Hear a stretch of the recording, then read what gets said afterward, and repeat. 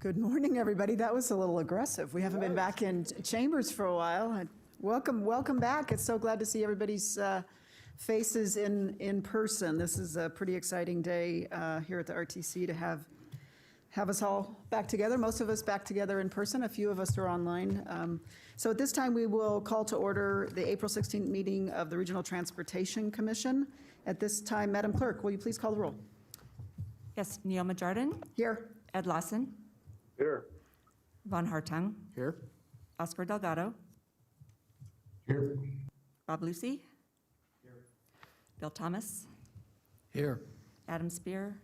Here. Christina Swallow. Here. Thank you. We have a quorum. Thank you very much. At this time, we'll move into the Pledge of Allegiance. And if we could get Mr. Spear to lead us in the pledge. I pledge allegiance to the flag of the United States of America and to the republic for which it stands, one nation, under God, indivisible, with liberty and justice for all.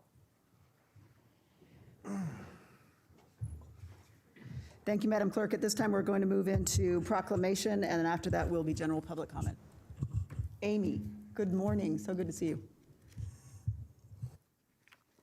Good morning. Thank you so much. Good to see all of you too. Amy Cummings, Director of Planning at RTC. And today we have a proclamation regarding National Bike Month and Bicycle Safety Month for Washoe County. So if it pleases the board, I will read the proclamation. Whereas promoting alternate forms of transportation, such as bicycling, that helps to improve health and well-being in addition to reducing emissions, traffic congestion, and dependence on fossil fuels, and creating bicycle-friendly communities has been shown to improve quality of life by fostering community spirit, improving traffic safety, and stimulating economic growth. And bicycle infrastructure in the Truckee Meadows provides great opportunities to positively impact our recreation and tourism industry by making the region attractive to residents, visitors, and new businesses relocating to the Truckee Meadows. Whereas Nevadans will experience the joys and benefits of bicycling during May through educational and safety programs, community events, and going for individual or group bike rides. And whereas the education of our entire community for the safe operation of bicycles, motor vehicles, and shared use of streets is important to ensure the safety and respect of all users on our roads. And whereas the month of May has been declared National Bike Month since 1956, the RTC, Regional Transportation Commission of Washoe County, does hereby proclaim the month of May 2021 as National Bike Month and Bicycle Safety Month in Washoe County, Nevada, and Washoe County Bike Month. Fantastic. Thank you very much. Do any commissioners have any questions or comments regarding the proclamation at this time? No. Okay, seeing none, we'll move into public comment. Madam Clerk, do we have public comment? Yes, Madam Chair. We received a total of 41 comments via electronic means in support of moving forward with the Center Street Multimodal Improvement Project. These comments were emailed to the commissioners at 4:20 p.m. yesterday for your review, and they will be entered into the meeting minutes as part of the official meeting record. Thank you very much. And do we have any public comment in the chambers here today? I do not have any additional comment. Thank you very much. I think at this time it would be appropriate for Director Thomas to give a brief update on in a response to the volume of emails we got regarding cycle track. Thank you, Madam Chair and board members. So this project, and it's been a while since we presented it to you, is a fairly complex project. It runs through one of the more dynamic areas of our community, downtown Reno. And as the board knows, there's been a lot of things happening in downtown Reno since 2018 when this project was first initiated. We have completed the 30% design at the point of 30% design, and it's probably a good time both for your benefit as well as the people who commented today under public comment to come back and do a status update. So my plan would be, or my suggestion to the board would be that we'll put an item on the June meeting to come in and do a presentation that explains to all of you and all the public where we are with that project and what some of the next steps are so people are aware of what's happening with the Center Street Multimodal Project. Thank you very much. We are not styled today to have any sort of discussion on that, so I appreciate that that will be on a future agenda, so we may do so. All right. Thank you. At this time, we are going to move into the approval of the agenda. Director Thomas, do we have any items that we need to pull from the agenda? We have item 4.2, which we are going to ask that you move to the next meeting. Okay, with the removal of item 4.2, may I get a motion to approve the agenda? Madam Chair, can I get make a motion to approve the agenda with the removal of item 4.2? I have a motion by Commissioner Lucy, second by Commissioner Hartung. All those in favor say aye. Aye. Aye. Any opposed? Hearing none, motion carries unanimously. Okay, at this time, we are moving into consent items. Do commissioners have any consent items that they wish to pull for discussion? Commissioner Lucy? No, I'm good. Commissioner Hartung? Nope. Commissioner Delgado? I can't see. Madam Chair, thank you. I can't see any faces. If you're on the Zoom, this is the first time we're doing simultaneous Zoom and in person. So if you just speak up, because then it triggers your camera, and then I can see your face. Commissioner Lawson? Yeah, no questions. Thank you very much. At this time, may I get a motion? Second, Lucy. We have a motion and a second. All those in favor say aye. Aye. Aye. Aye. Any opposed? Hearing none, motion carries unanimously. All right, we are on to item 5, discussion items and presentations. At this time, we'll move into 5.1, update discussion and potential direction to staff regarding legislative measures. Madam Clerk, do we have any public comment on this item? We do not. Thank you very much. I'm going to guess Mr. Hillerby is probably giving an update. Good morning. Good morning, Madam Chair and members. Michael Hillerby with Kemper Kroll. Happy to be here this morning. Since they won't let us in the legislative building in any realistic way, you'd let me in here. I thought I'd come and say hello. We do have a busy session. As with all sessions, there are deadlines for getting bills introduced, heard in committee, and passed out. First few of those deadlines, the legislature blew right through because of the challenges of COVID, term limits, bill drafting, staff turnover, a whole host of things. Last Friday was last week was the deadline to get bills out of committee. Did see a fair number of bills die. The challenge right now is moving bills onto the floor, getting amendments done so they can be passed out by next Tuesday's deadline. Just talk about a couple of bills that we're working on and following for you. Two of them involve NDOT. I want to thank Director Swallow for her help and that of her staff. AB 413 is a study advisory group that was amended and came out of committee that does specifically include members, representatives from MPOs. The amendment that was placed on last week adds members from local chambers of commerce and the Nevada Resort Association. And AB 54 is an NDOT traffic safety committee that would be put together. And again, thanks to Director Swallow and her staff, that was amended to include some additional representation, including members from MPOs. AJR 6, we've talked about a few times heading into the session and since, would put a question before the voters to amend the allowable uses of the fuel tax. That is moving, it has not been heard, it is still alive because as a joint resolution, it's not subject to the deadline. The idea was to keep that moving sort of chronologically in step with the continuation of the interim study about what to do with electric vehicle fees and how to sort of properly get them paying for their use of the roads. But it politically becomes a little uncoupled because you're going to have a vote on that now to start the process to move it forward while still studying what to do with fees. So that remains alive, and we may yet have a hearing on that and see if there's a way to sort of get that narrative back together for the legislature. And then there's a bill from RTC Southern Nevada. Last session, we did our own measure that would allow microtransit, and that's been very successful for us. And they've got a bill, SB 362, that would allow them to do the same. So it makes that uniform across the different agencies in that statute. And we have a couple of bills, a few different bills dealing with bicycles. One we had some questions on and some notice on e-bikes. As those electric bikes become more prevalent, there's one from the industry that would classify those in 3 different classes based on how fast they can go. It does include language that allows state or local government to impose restrictions on shared use paths on those vehicles. So I think that's good where we've got shared use paths because some of those, particularly the class 3, can go pretty fast. So that does still allow reasonable restrictions from local governments on shared use paths. I'll stop there because I know you got plenty on the agenda and would be happy to answer any questions if you have them. Thank you very much for that update. Do any commissioners have any questions or comments of Mr. Hillaby here this morning? No? I have just maybe a brief comment, Madam Chair. Commissioner Lucy? Mr. Hillary, you've done a phenomenal job down there. I know you've been working very hard this session. It's been very difficult with the kind of altered session that we've been seeing, so I appreciate all the hard work that you've been doing down there. It's been tough, but I know that doing multiple Zooms and meetings and trying to hear it follow about 30 committees at the same time is not an easy job, so thank you for all your work. Thank you. We appreciate it. It's a pleasure to work for you. Thank you. Thank you very much. Do Commissioners Lawson or Delgado have any questions or comments? Okay. Not at this time, thank you. I'm sorry, Commissioner Delgado. I'm sorry, no, not at this time, thank you. Thank you. Okay, thank you. All right, at this time, we're going to move into item 5.2, approval of the 2022-2023 Unified Planning Work Program. Madam Clerk, do we have any public comment?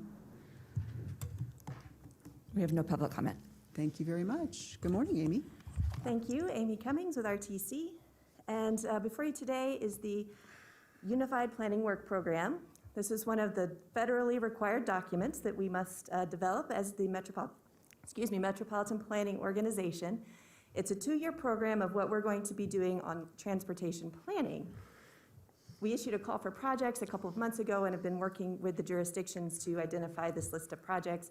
And we also talked about it at the workshop back in February. Next slide, please.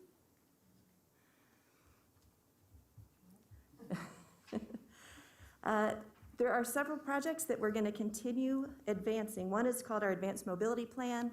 That's underway now. It's looking at things like electric vehicle charging infrastructure needs, autonomous and connected vehicles, and all of the things that are going to be moving us forward into the next generation of transportation technology.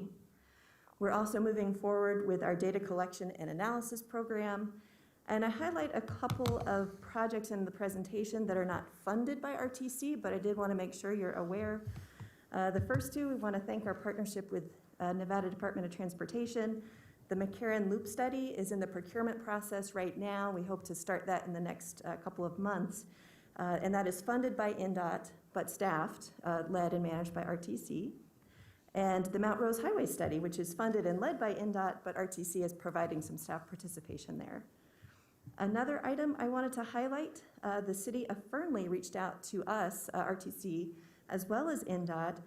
They did not have a travel demand model, and we're interested in expanding the RTC travel demand model to incorporate one that includes city of Fernley. So we've been talking with them. We're working on an agreement through which they hire a consultant to develop the model, but they reimburse RTC for some staff time for updating and maintaining that model. And we think that'll be very beneficial for us because we'll have a much more comprehensive understanding of what's happening on I-80 and that travel demand across northern Nevada. And of course, the South Virginia Street Transit-Oriented Development Study, we have a pending grant application with the Federal Transit Administration. Next slide, please, Denise. These are the upcoming projects that we're recommending for this UPWP. The first is the Verdi Area Transportation Study. This is one that's been identified several months back as a need. So we are currently developing the scope of work for that. The Transit Optimization Plan strategies you've heard about from our workshop. That's the comprehensive look in depth at all of our routes and all of our transit service and what we want to do to optimize that over the next 5 years. Updating the Bicycle Pedestrian Master Plan so it's consistent with our new Regional Transportation Plan. The Regional Parking Study for downtown Reno and downtown Sparks and Midtown. The Downtown Virginia Street Study, which we've spoken about, of looking at the future for Virginia Street in downtown in partnership with City of Reno. One suggested at the workshop was looking at Pyramid Highway from I-80 to McCarran. And two, for the second year of our UPWP, NDOT's going to be developing a statewide freight study. Once that's completed, we'd like to build on those results to get a better understanding of freight movements here on our local network and regional network. So we're proposing that. And once the 2020 census data comes out, we want to do an analysis of transportation equity based on that more current demographic data. So that concludes my presentation. And this is for your action today, but we welcome your comments and input. Thank you very much. Do commissioners have any questions or comments? Okay. Commissioner Hartung. Thank you. Can you pull the last slide back up, Ms. Cummings? Or, I'm sorry, Denise. I apologize.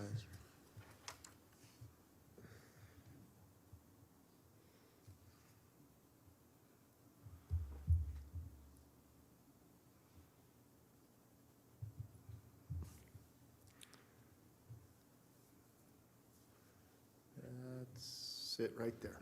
Okay.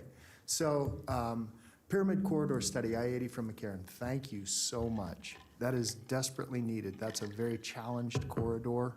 It's going to really present some problems in the future, so I'm glad that we're looking at that now. Mr. Thomas and I, we toured that whole entire area and looked at it and talked about some of the challenges and some of the ways to solve it, and so I look forward to what that study portends.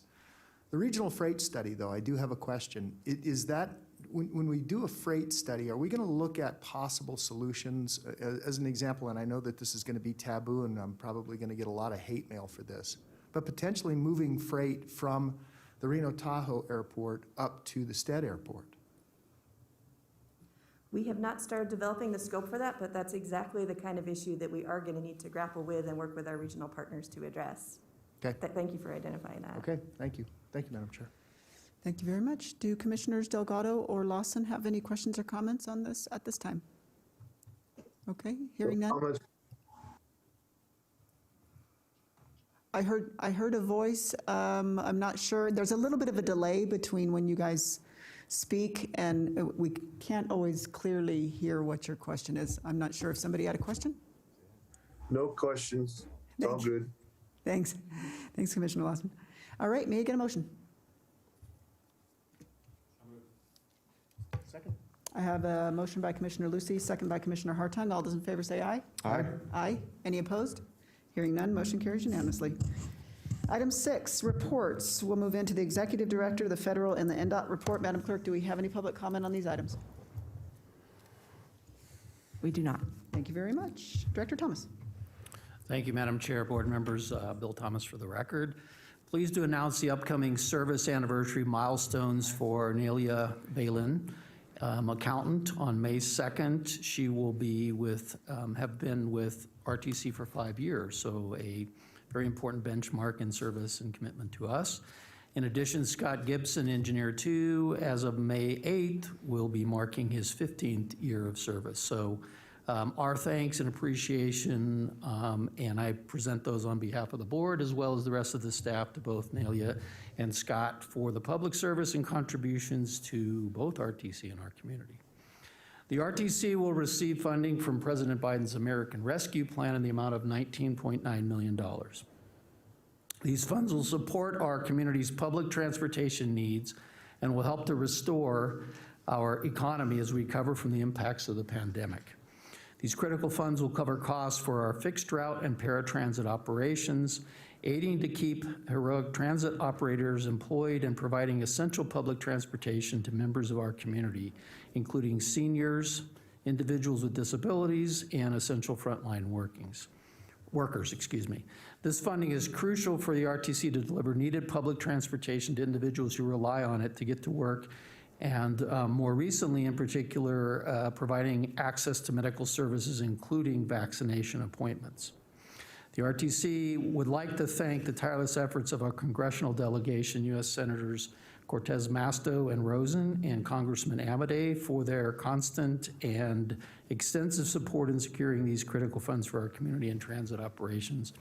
And I might just note, as I observe what's going on in other places around the country, that we are actually in a pretty good position because many communities are having to figure out how to bring back service, and we were able to use these funds to maintain the service as it existed before the pandemic. So that is going to make hopefully a little bit easier transition back to normal because we haven't lost riders because we had to eliminate service. So the next thing I want to talk about is vaccinations, particularly in the workforce that it relates to our transit system. To date, 105 out of the 202 Keolis fixed route employees have received the COVID-19 vaccination.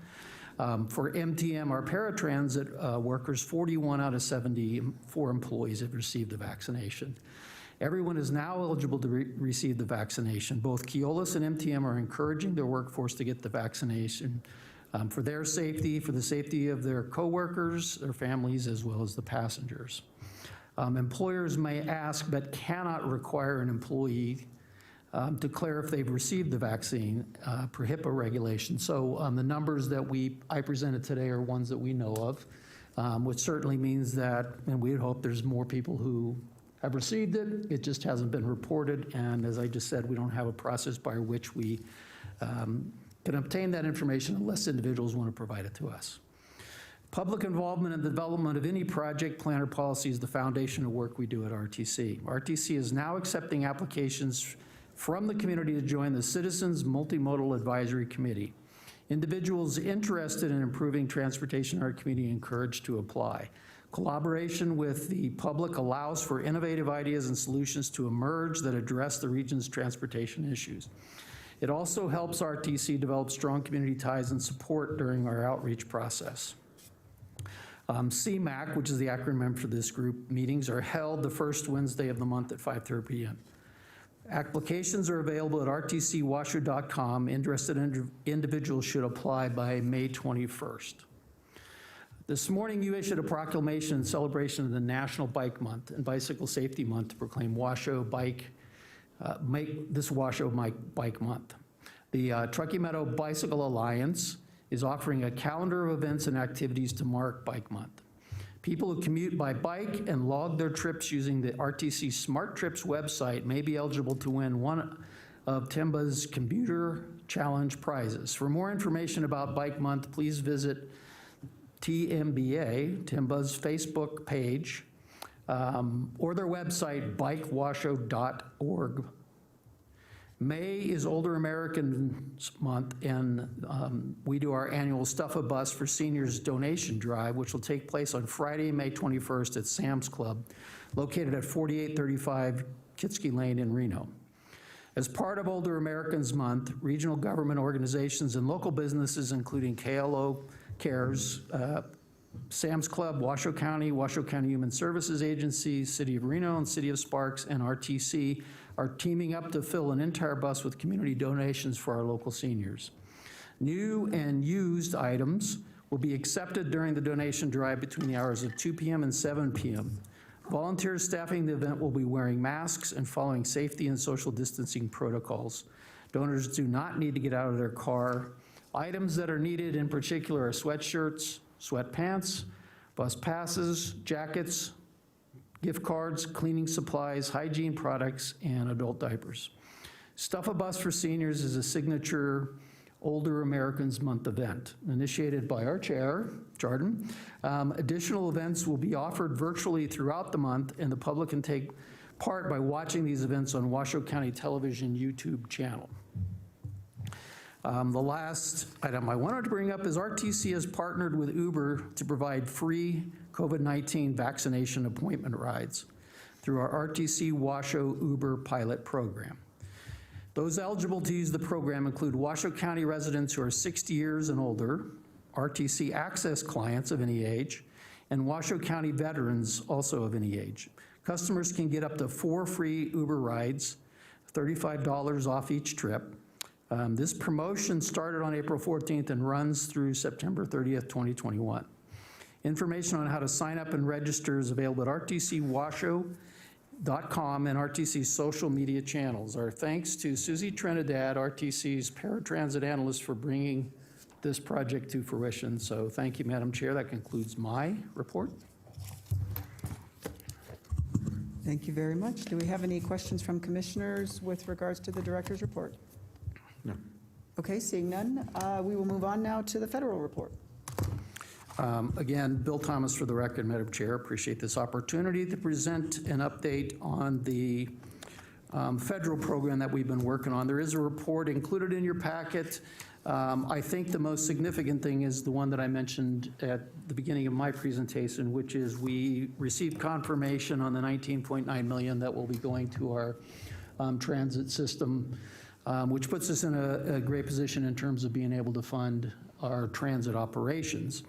And I'm sure Director Swallow is watching this closely, there's a lot of conversation at the federal level about infrastructure and infrastructure funding. Our team of lobbyists and consultants out of DC keep us well informed. I don't have anything specific to mention to the board on that, but just let you know that we're tracking and watching, and to the point we have information specifically about what we should or shouldn't be doing, we will let you know. I did want to point out to the board that we have submitted under the new earmark program, which is not being called earmarks, and I apologize, I can't remember the new acronym for it, both for the the Arlington Street Bridge project as our capital need for the region. And then secondarily, we have put in for funding for the purchase of several buses and the equipment necessary to do a hydrogen fuel cell service, which is a alternate zero emission, and will be able to provide us, should we get this funding, a different way that electric buses can't meet in terms of distance. So those are the largest things that I wanted to point out to the board as far as the federal level activity. Thank you very much. Do any commissioners have any questions or comments about the federal report? Okay, seeing none. At this time, we will move on to item 6.3. Good morning, good morning. Good morning. It's good to see everyone for the first time in so long, face to face. This is great. So I think Denise is pulling up my presentation. Next slide already. As normal, I am going to start with safety. And unfortunately, the data is not good. Last month, we actually had, I think, a positive report, but since then, we have seen a 20% increase in fatalities compared to the same time last year. The state also saw overall increases in unrestrained motorist fatalities, motorcyclist and bicycle fatalities. There was a slight decrease so far this year in the number of pedestrian deaths compared to the same time last year. Most of the fatality increases have been led by two counties in particular, Clark and Nye.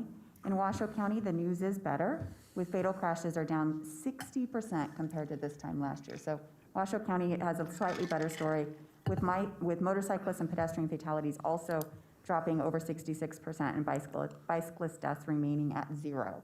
So Washoe County picture a little bit better than the state. Let's try to keep it that way up here.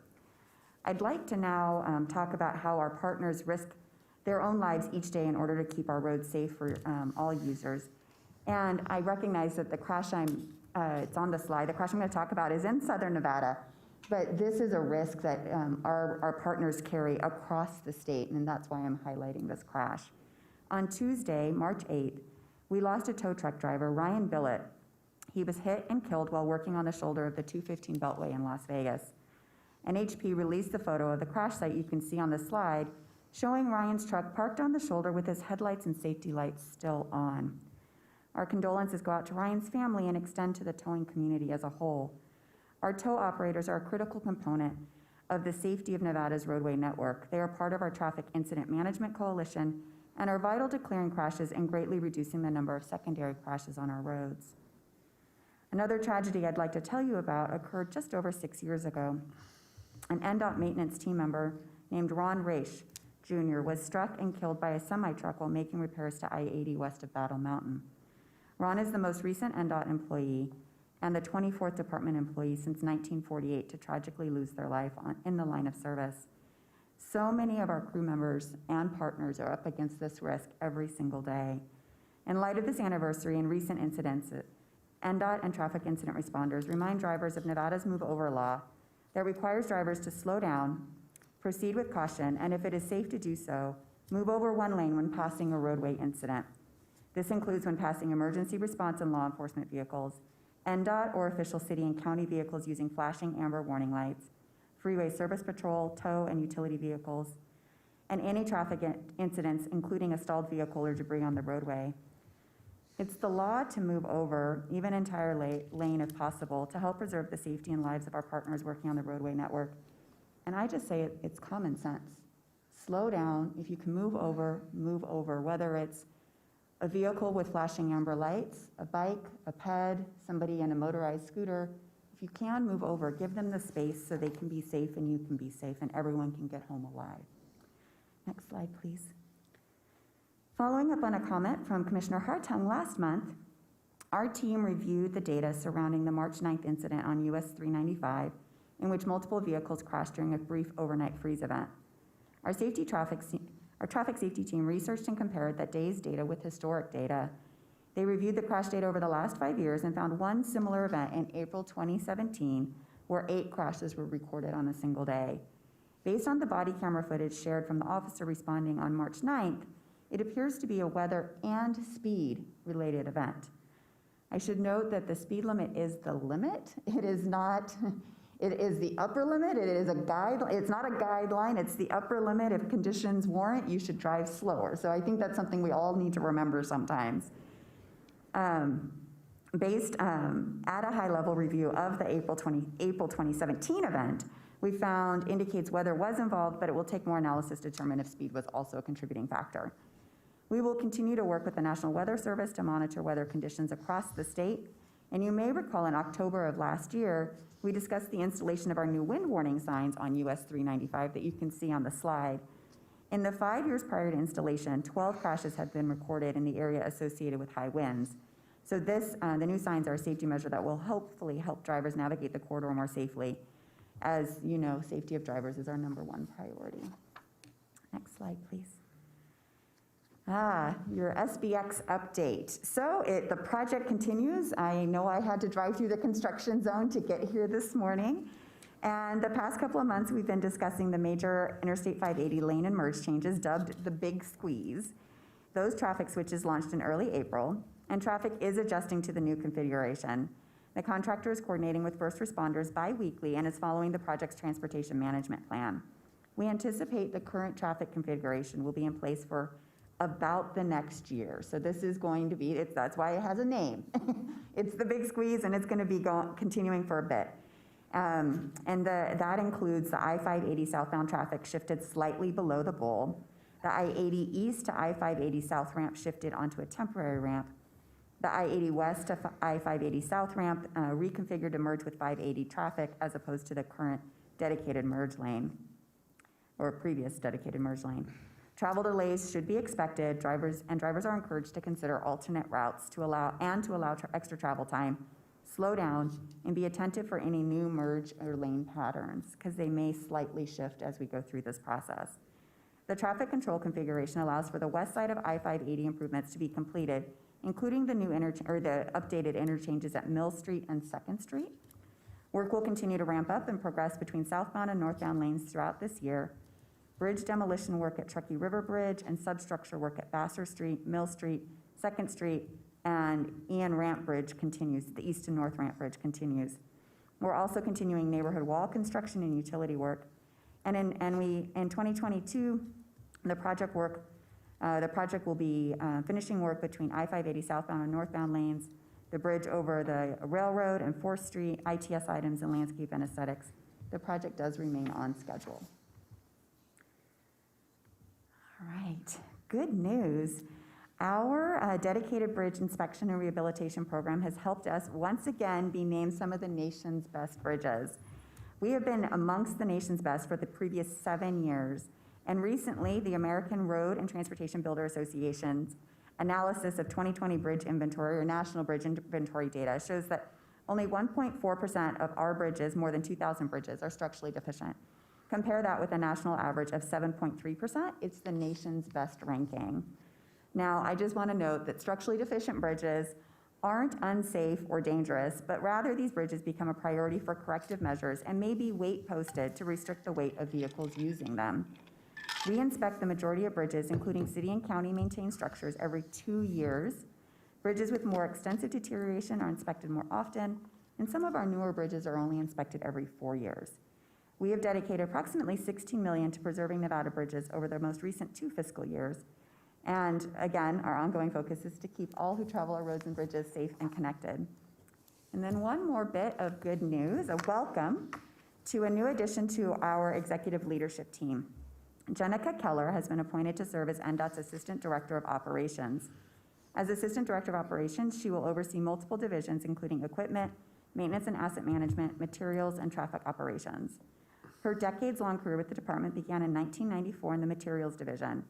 She has worked in pavement analysis, roadbed design, specifications, and road design. And her most recent role was in project management, where she helped deliver critical projects across the state, including the Centennial Bowl in Las Vegas. And she delivered the SBX project in Reno through the contractor award. The project manager has changed since then. She is a graduate of our engineering and training program. She's also a registered professional engineer and a certified public manager. And we're very excited to have her and join us in welcoming her to her new position. And that concludes my remarks. Thank you. Thank you very much. Do any commissioners have any questions or comments?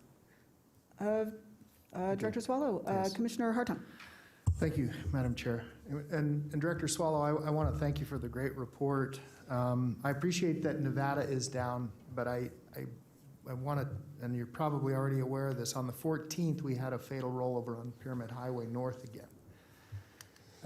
I'm looking forward to getting that study done.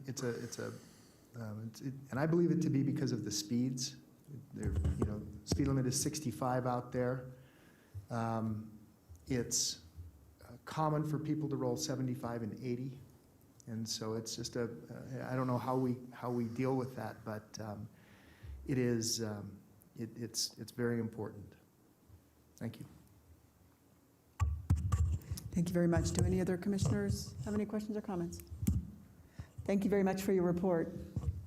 All right, at this time, we're going to move into item 7, the commissioner announcements and updates. Do any commissioners have any updates or comments? Commissioner Lucy. Yes, Madam Chair. Since the last time we met, you and I had the privilege with Director Thomas to meet with James Cox, the CEO of the routing company. I'd like for staff to put some time together, if possible, for him to come back and speak with us. They're a local company here in Reno, or at least based here in Reno, but they are an internet company that provides solutions for microtransit and rideshare throughout the community. They are, Placer County to just the west of us is utilizing a very similar model for this summer for their traffic through and around Placer County, and have proved that. And so for us, it may be beneficial in regards to potential microtransit options throughout our region, and then also microtransit opportunities to the lake and back into the basin. So I'd like to see that come back. Thank you, Madam Chair. Very good. That is a very interesting program that they have there, and I too look forward to that presentation. Commissioner Hartung? Nothing, Madam Chair. Nothing. Commissioner Delgado or Lawson? Head shakes no. Okay. Actually, Madam Chair, Commissioner Lucy. One last thing, too, and can I get a report on what our potential of our pavement improvement plan is going to be this year in regards to that schedule from staff? If we can get a quick presentation on what we plan on doing and what roads we're working on this summer. Great, thank you. Okay. All right, hearing and seeing no additional commissioner announcements or updates, we'll move on at this time to item 8, closing public comment. Madam Clerk, do we have any public comment? We have no additional public comment, Madam Chair. All right, may I get a motion to adjourn? So moved. Thanks, everybody. Have a great weekend. Thank you.